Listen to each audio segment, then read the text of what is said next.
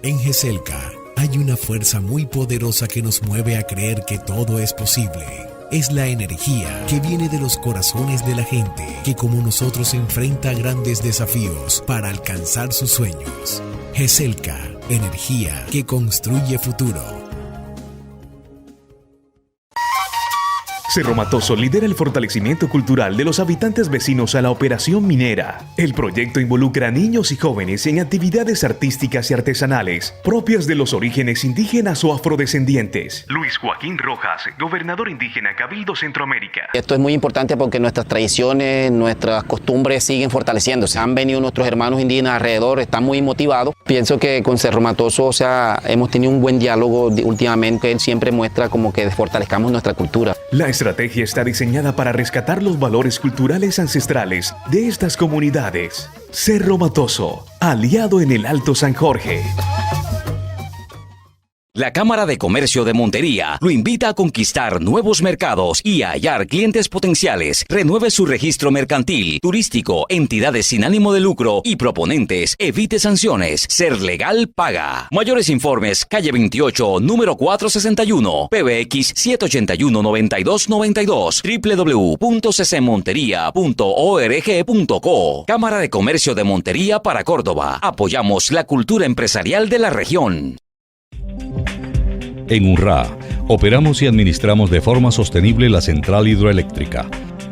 Invertimos en el manejo responsable del recurso hídrico y pesquero del embalse, restauración de bosques, conservación de flora y fauna, programas voluntarios de salud, apoyo a proyectos productivos de comunidades vecinas y en la consolidación del ecoturismo en el Alto Sinú. URRA, generación sostenible, vigilada Superservicios. ¿Qué tal, respetadas y respetados televidentes de www.monteriaradio38grados.com, Periscope, Twitter, Facebook, Instagram?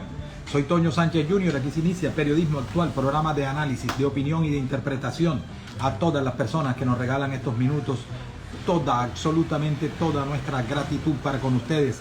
Mire, que ese Dios que usted conoce, como lo quiera llamar, que la vida, que el universo, que la divina providencia le retribuyan esa generosidad de su tiempo para con nosotros, con todo tipo de regalos, de bendiciones y de milagros. Y recuerde que los milagros existen y en este preciso instante deben de estar aconteciendo muchos de ellos, y que esas bendiciones y esos milagros para usted sean en salud, en gozo, en alegría, en esperanza, en disciplina, en perseverancia, en constancia, para todo lo que se proponga, en belleza, en armonía, en abundancia de todo tipo, riqueza de todo tipo, prosperidad de todo tipo, que fluya hacia usted y de usted hacia los demás, y sueños en grande.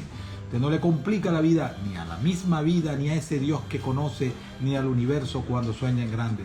Somos nosotros quienes nos complicamos con qué dejamos que nos controle acá. Por eso, conviértase en esa férrea celadora, en ese férreo celador de esos pensamientos, redirecciónelos, acondútelos y enfóquelos nítidamente a esos sueños, a esos deseos que usted quiere y persigue para sus triunfos y éxitos, tanto suyos como de quienes lo rodean. Que es difícil, claro, que nos vamos a caer muchísimas veces, que nosotros mismos nos vamos a sabotear, también es cierto, que hay personas que nos van a hacer zancadillas, hasta incluidas personas cercanas a uno, también.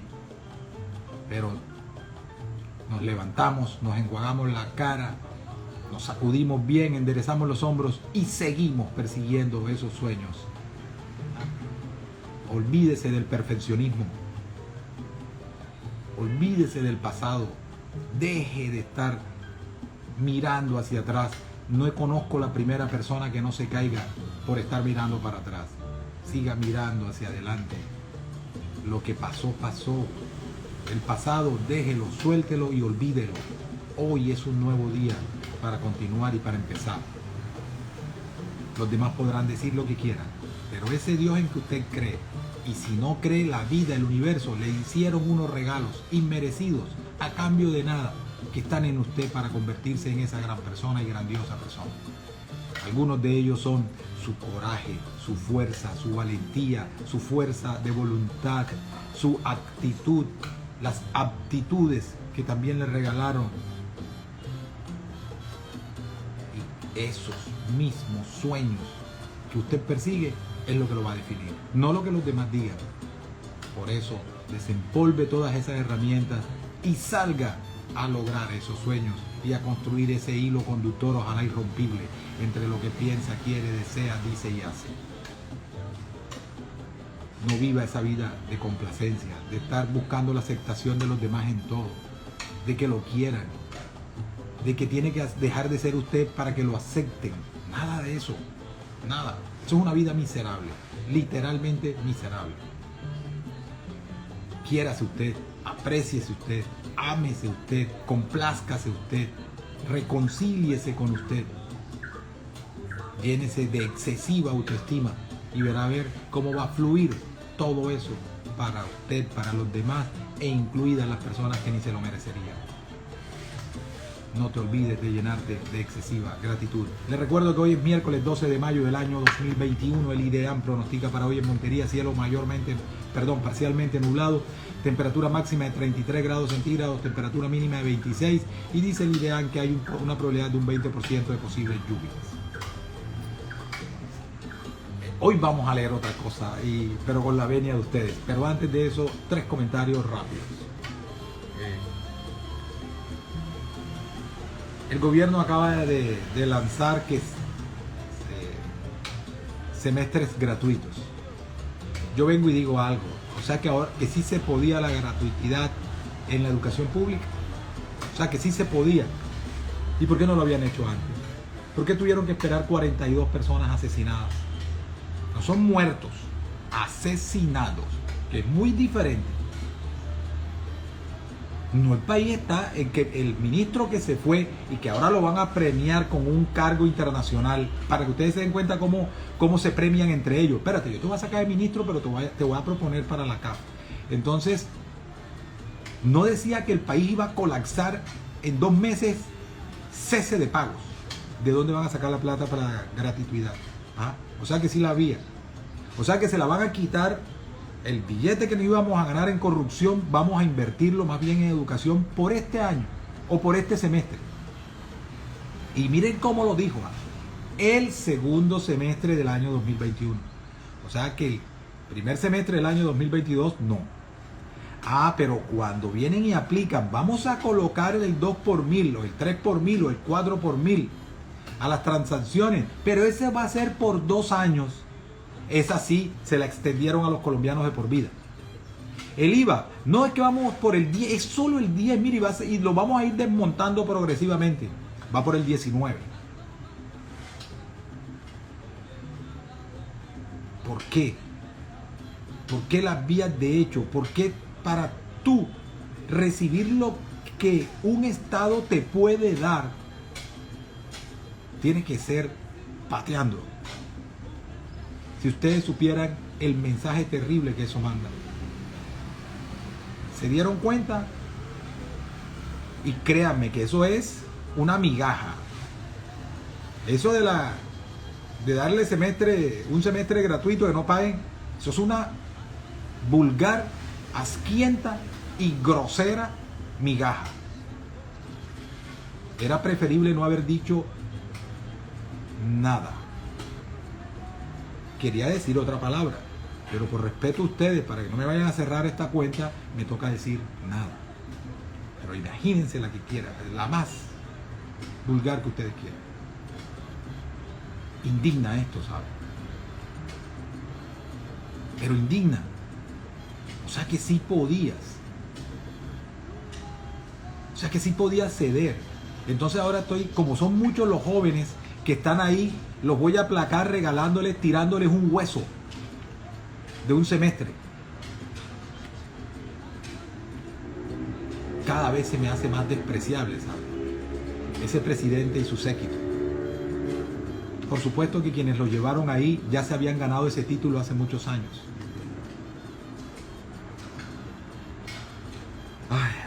Y créanme que la estrategia que tienen es seguir desgastando a la gente. Vamos a ver hasta cuándo aguantan. Nosotros como Estado aguantaremos siempre. Vamos a ver ellos hasta cuándo aguantan. Y que sigan haciendo desmanes para deslegitimar aún más las marchas. Y miren el efecto réplica. Vean lo que consiguió Cali. Podemos conseguir más. Y es verdad que pueden conseguir más. Y es verdad que los tienen arrinconados. Simplemente que no paran todo porque no tienen lo que se necesita: humanismo y grandeza. O sea, tú quieres comerte una naranja, pero estás debajo de un palo de manzana. ¿Cómo vas a hacer? ¿Cómo vas a hacer si eso no da naranjas? No da mandarina, da es manzana.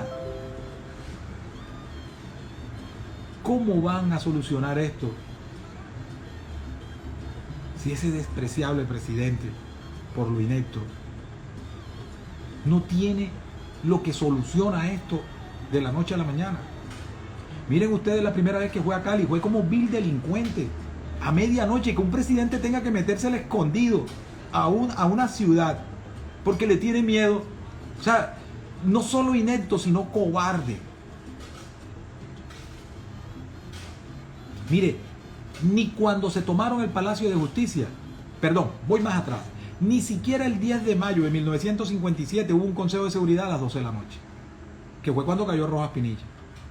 Ni el 5 y 6, ni de la noche del 5 para el 6 de noviembre de ese 1985, 1986 que se tomaron el Palacio de Justicia, Belisario Betancur hizo un consejo de gobierno nocturno a la medianoche. Y este lo hizo porque le tiene miedo. Pero es que no es que le tenga miedo a la ciudadanía de Cali y a los ciudadanos de Cali. No, no. Es que su cobardía lo lleva a temer a que no querer escuchar todas las palabras de repudio que le van a lanzar. O sea, él mismo sabe que se las merece, pero no las quiere escuchar. Entonces por eso actúa así. Bueno, eso para hacer ese par de comentarios. Y quiero de verdad, con la venia de ustedes, el debido respeto, pero aún más con afecto. Mire, esto nos hace más bien. Esto que les voy a compartir hace más bien. Un artículo que se llama Filosofar es examinar la vida, cuestionarla, interrogarla, precisamente para poder vivir humana y cabalmente. La periodista que hace la compilación de todo esto y la entrevista es Alejandra Martins, de la BBC Mundo, y se la hace al profesor y al filósofo Eduardo Infante, profesor que estaba enseñando filosofía en España, y resulta que había una niña mirando por una ventana y él hablando de todo, de lo socrático, de Platón, de todo, y se le acercó con ese dejo de ironía. Le dijo: ¿hay algo más importante que mirar que lo que estoy dando en la clase? La jovencita, sin ni siquiera mirarlo, le dijo: sí, la vida. Y eso cambió la vida de este filósofo y el profesor de filosofía por siempre. ¿Por qué? Porque se dio cuenta de que lo que le contestó esa jovencita era lo que él se había alejado de la filosofía. ¿Y la filosofía qué es? La vida. Entonces, a raíz de todo eso, nace este artículo y nace esta entrevista. Y habla mucho de la figura de Sócrates y la historia de su juicio por lo que marcó, y que cuando uno desconoce la filosofía está desconectándose de la misma vida. También decía que lo que hacía Sócrates era que avisaba una y otra vez que filosofar era examinar la vida, cuestionarla, interrogarla, precisamente para poder vivir humana y cabalmente, que es el título del artículo. Bueno, ¿qué temas preocupan a tus alumnos? ¿Y por qué? Porque son los jóvenes hoy en día a los que le debemos todo lo que podamos hacer para que ellos puedan tener algo mejor y puedan reivindicar lo que nosotros no hicimos porque nos quedó grande. Los temas son capítulos que salen en el libro. Él tiene un libro Y dice, ¿cómo afrontar una ruptura sentimental? ¿Cómo superar la muerte de un ser querido? La muerte, el sentido de la vida, la agresividad y la violencia, el aborto, el tema de Dios, de la justicia, en fin. Lo que hice fue darle la vuelta a la tortilla, dejar que la vida inundase mi aula y traer los grandes filósofos de la historia a la vida. Dice, yo le decía a los chicos, esas preguntas que vosotros hacéis y que todos nos hacemos son preguntas que han abordado hombres y mujeres a lo largo de la historia. Quizás sus respuestas puedan dar algo de luz o quizás no, pero en el fondo os toca a vosotros elegir. La filosofía es más un amor a la pregunta que un amor a la respuesta. La filosofía no es un dogma. En la filosofía no hay púlpitos. Grabémonos esto. En la filosofía no hay púlpitos. Antes de pasar a algunos de los problemas que debates con tus alumnos, hablamos de la figura de Sócrates. Yo creo que Sócrates fundamentalmente era un ciudadano, quizás como dice Platón, el más justo y bueno de todos los ciudadanos de Atenas. Óigase esto, estamos faltos de modelos de ciudadanía. No hay cosa más cierta en Colombia que esa. Por eso quiero recuperar la figura de Sócrates en nuestro mundo. Necesitamos entender que ser ciudadano no es votar cada 4 años. Necesitamos entender que el ser ciudadano no es votar cada 4 años o delegar nuestras responsabilidades políticas en unos profesionales. En Colombia podríamos decir en unos profesionales de la corrupción y politiquería. ¿Qué es ser ciudadano? ¿Qué pregunta? Bueno, ser ciudadano es preocuparse del bien común y participar en su construcción. Una línea. Repito la respuesta. Ser ciudadano es preocuparse del bien común y participar en su construcción. ¿De qué han participado los políticos y los líderes y los presidentes de este país? De su destrucción. Y sí, de un bien común, el de su bolsillo. Sigue el filósofo, no yo. Hay que encontrar cuál es y separarlo de los intereses de la mayoría, que es algo diferente. Está refiriéndose al ciudadano. Hay 2 formas de entender la filosofía, creo yo. Tenemos el modelo de Descartes, contra quien no tengo nada, que no me gusta mucho. Se encierra en una habitación separado del mundo. Yo no necesito a nadie, solo voy a encontrar la verdad. Y luego está la postura socrática, que me parece más acertada. Necesito a los demás para encontrar qué es lo justo, qué es lo bueno, qué es el bien común. Y ser ciudadano exige efectivamente desarrollar una serie de capacidades que no son naturales. Nadie nace con la capacidad de debatir, de dialogar, de consensuar, de discernir y de juzgar. Es algo que se aprende y que se necesita practicar. En la antigua Atenas los gimnasios eran lugares de crecimiento y de formación donde los ciudadanos se reunían para cultivar su cuerpo, porque era muy importante estar sano, pero también para ejercitar el espíritu mediante la práctica de la filosofía. La filosofía era eso, debatir, dialogar, enfrentar los argumentos y tu posición a los demás. ¿Por qué quitaron la filosofía de los colegios? Porque necesitan que nos matemos y que no haya argumentos, ni debate, ni posiciones. Continúa el filósofo. Era pedir a los demás razones de por qué pensaban como pensaban. Dejar que los demás nos preguntasen por qué pensábamos como pensábamos.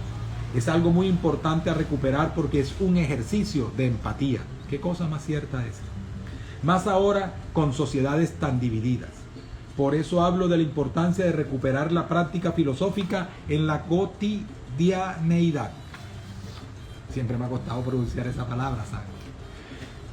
Cuando entras en el diálogo filosófico, lo haces queriendo entender cuáles son las razones que esgrime la persona que opina de manera diferente. Entendiendo que la persona que opina de manera diferente a mí es mi colaborador. Hoy lo vemos como nuestro enemigo, nuestro adversario, a quien hay que aplastar, destruir y derrotar. La sociedad hoy en día está polarizada y enfrentada y entendemos que una persona que opina de manera diferente a mí es mi enemigo al que hay que combatir. Y encima nuestra sociedad está profundamente infantilizada y utilizamos una lógica que me parece perversa y que se nota mucho, sobre todo en las redes sociales. En ella nos movemos con un principio lógico absurdo, que algo es bueno o justo simplemente porque me gusta a mí y algo es malo o perverso porque me ofende. Eso es dejar que las emociones, las más básicas además, ocupen el lugar que tienen que ocupar las ideas, renunciar al juicio ético y racional. ¿Qué tal? Le pregunta a la periodista, explícanos por qué, a qué te refieres con una sociedad que está infantilizada. Y él viene y dice, el adulto se comporta cada vez más de manera totalmente impulsiva.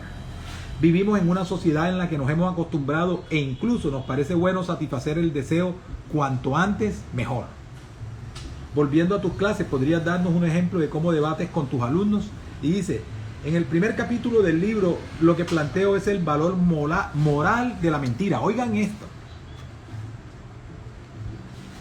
Oigan esto es maravilloso. En un principio, si a cualquiera le preguntase si está bien mentir rápidamente, diría que no. Pero te propongo un caso que nos podría pasar a cualquiera de nosotros. Imagínate que en verano vas de vacaciones a tu pueblo. Una noche el alcohol te corre por las venas y te terminas liando con una persona a la que no vuelves a ver el resto de tu vida. Al día siguiente por la mañana recibes un mensaje de tu pareja y surge una pregunta. ¿Qué es lo correcto? ¿Lo justo? ¿Confesar o callar? Ahí planteo dos alternativas. Y en ese momento Immanuel Kant toma la palabra. Kant sueña con una utopía moral, con el mejor de todos los mundos posibles, y dice que en ese mundo no cabe la mentira bajo ningún concepto. Parece que nos tiene convencidos cuando aparece Jeremy Bentham y nos dice que nuestro deber es justo el contrario, que la máxima moral que debería seguir nuestra conducta es algo tan simple como no hacer daño. Y si evalúas las consecuencias de tu acción, te das cuenta que confesando lo único que vas a hacer es causar daño a todo el mundo. ¿Qué es lo correcto? ¿Confesar y decir que te liaste con otra persona una noche o callar para no hacer daño a tu pareja? Y la idea es siempre un amor a la pregunta. No hay resolución. No hay resolución. Ahí está la clave. Cuando ya han visto la respuesta de Kant, les planteo el famoso contraejemplo del asesino en la puerta. Imagínate que estás en tu casa, tocan la puerta y es un amigo tuyo que dice que por favor lo ocultes porque hay un asesino que lo está persiguiendo. Vuelven a llamar a la puerta y en este caso es el asesino que nos pregunta, ¿está ahí la persona a la que quiero matar? Si seguimos a rajatabla el criterio de Kant, lo que tenemos que hacer es no mentir y abrir la puerta. Pero el sentido común parece que nos dice que el imperativo categórico de Kant es una auténtica atrocidad. En el caso de Jeremy Bentham también pongo otro contraejemplo. Cuando intento convencer al lector de que ya está claro que tenemos que intentar hacer el menor daño posible, le planteo el famoso dilema del tranvía desbocado de la filósofa norteamericana Philippa Foot, aunque también existe otra versión de la también filósofa Judith Jarvis Thomson. ¿En qué consiste ese dilema?, le pregunta y dice, un tranvía desbocado va a chocar contra 5 trabajadores que están en una vía. Lo único que puedes hacer es tirar de una palanca para que vaya a la vía de al lado en la que hay un solo trabajador. La mayoría de la gente piensa que debemos evitar el mayor daño posible, que es preferible que muera uno a que mueran 5, y la mayor elige tirar de la palanca. Pero Judith Jarvis Thomson va más allá y nos dice, imagínate ahora que el tranvía está desbocado, va a impactar contra los 5 trabajadores y tú te encuentras en lo alto de un paso a desnivel y al lado tuyo hay un señor corpulento. La única manera de detener el tren es empujar al señor para que detenga el tren. Si seguimos el criterio anterior, salvar el mayor número de vidas posible, lo que tendríamos que hacer sería empujar al señor corpulento. Y ahí los alumnos te dicen, pero no es lo mismo empujar que tirar una palanca. Vale, les digo, si tienes ese escrúpulo moral, no te preocupes. El señor corpulento va a estar al lado de una trampilla junto a una palanca y lo que tienes que hacer es tirar de ella para que se abra la trampilla y el señor caiga. ¿Qué es lo correcto? A través de estas historias trato de demostrar que entender qué es lo bueno, lo justo, hacer el bien, es bien complicado. Es difícil y exige una continua reflexión, un continuo diálogo en el que necesitamos de ayuda de los demás. Es una habilidad que se cultiva, sin duda. Por eso me gustaría que recuperásemos esa habilidad, ese ejercicio. Yo digo que la filosofía es el ejercicio del ciudadano, e igual que hay que hacer ejercicio para mantener la salud del cuerpo, tenemos que hacer continuas prácticas para mantener la salud del alma.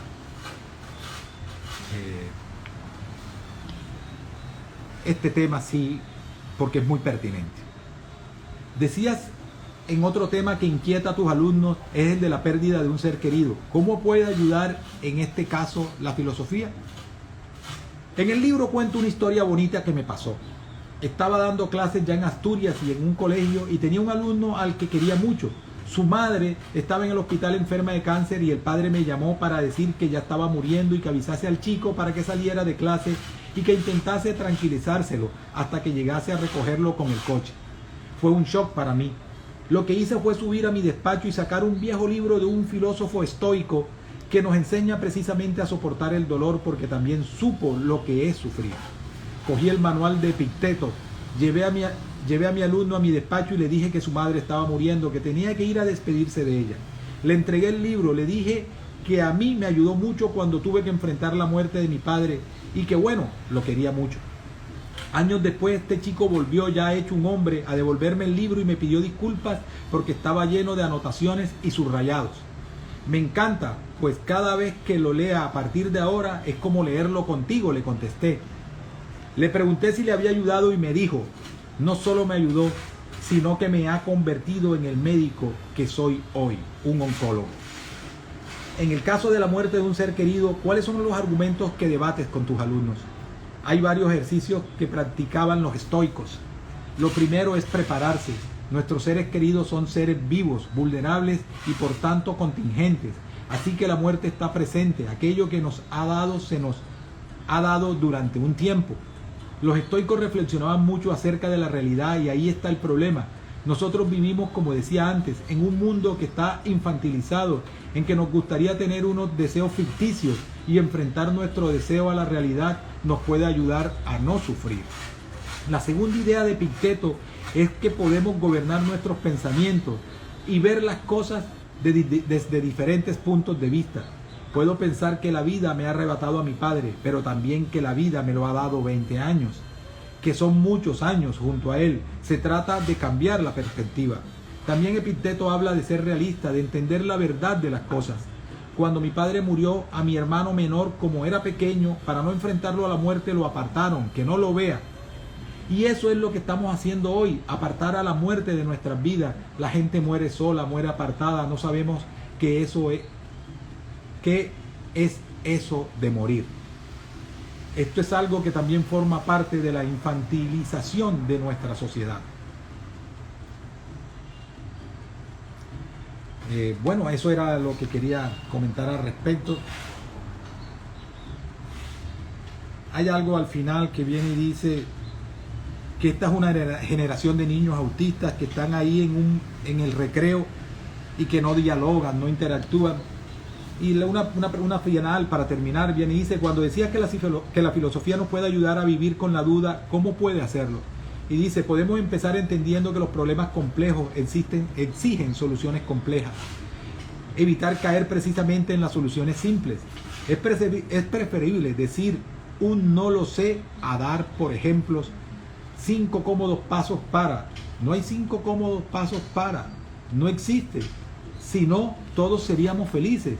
Tenemos problemas políticos muy complejos que exigen soluciones complejas. Y la filosofía, precisamente a través de la pregunta, cuestiona el populismo y las soluciones fáciles. Ese artículo, disculpen la extensión, que lo quería leer con ustedes. Me preguntaban allí de quién es el artículo. Está en la BBC Mundo, www.BBC Mundo, está en español, y dice, filosofar es examinar la vida. Pueden colocar también el nombre del profesor Eduardo Infante. Y quiero decírselo, ya lo pedí, Está en España, debe llegar en varios días. Él tiene un libro que se llama, qué pena con ustedes que ahora no, Filosofía en la calle. Y esta entrevista está basada, y sus respuestas están basadas en lo que está en ese texto. Entonces se lo recomiendo muy respetuosamente el artículo. Entonces ahí está, les recuerdo, Eduardo Infante, entrevista a Eduardo Infante en la BBC Mundo, y ya ahí le aparece. Mil gracias por haber estado con nosotros.